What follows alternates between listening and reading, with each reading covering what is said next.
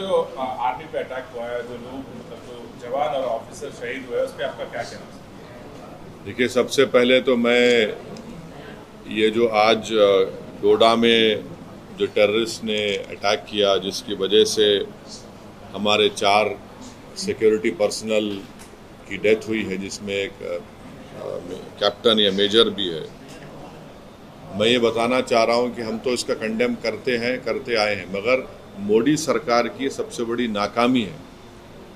देखिए, ये जो डोडा में हुआ है, ये एलओसी से बहुत दूर है। ये इलाका एलओसी से बहुत दूर है, इसलिए बहुत तशवीशनाक बात है कि एलओसी से दूर इतना अंदर टेररिस्ट आकर हमारी फ़ौज से मुकाबला कर रहे हैं, और जिसकी वजह से 4 आर्मी पर्सनल की मौत हुई है, कैप्टन का भी उसमें जान चले गई।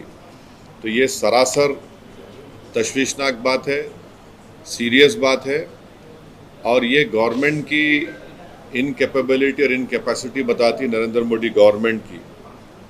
और दूसरा ये है कि अगर आप देखेंगे कि 2021 से 31 से ज़्यादा टेररिस्ट अटैक सिर्फ जम्मू रीजन में हो रहे हैं।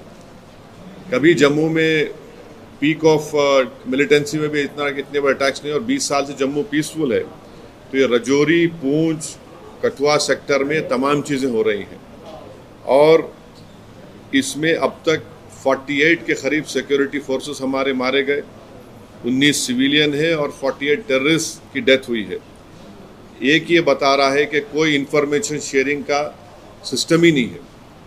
अगर ये गवर्नमेंट इंडिया के जो एक्स एम्बेसडर पाकिस्तान के अजय बिसारा है, उनकी किताब पढ़ेंगे एंगर मैनेजमेंट, जिसमें उन्होंने लिखा कि अल-कायदा श्रीनगर में एक बहुत बड़ा टेररिस्ट अटैक करना चाह रही थी।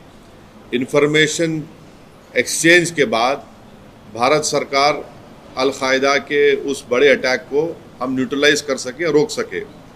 तीसरी बात यह कि लोकल से कोई कांटेक्ट नहीं है, स्पेशली नौजवानों से। चौथी बात यह है कि नरेंद्र मोदी बोल रहे कि 370 के बाद सब खत्म हो गया। क्या ख़त्म हुआ 370 के बाद? और पांचवी बात यह है कि चाइना, ये सब तमाशे, चाइना का भी इसमें रोल है, और ये सरकार जो है चाइना के बारे में बोलने से डरती है, कतराती है, और बिलियंस ऑफ डॉलर्स का ट्रेड वन साइड चाइना से हो रहा है। तो हम इसका कंडेम करते हैं, मगर इसकी पूरी जिम्मेदारी नरेंद्र मोदी गवर्नमेंट पे आती है। और पार्लियामेंट इलेक्शन के दौरान जो नरेंद्र मोदी बड़ा बात कर रहे थे, बड़ी बात कर रहे थे, हम घर में घुस के मारे, क्या हो रहा है फिर ये?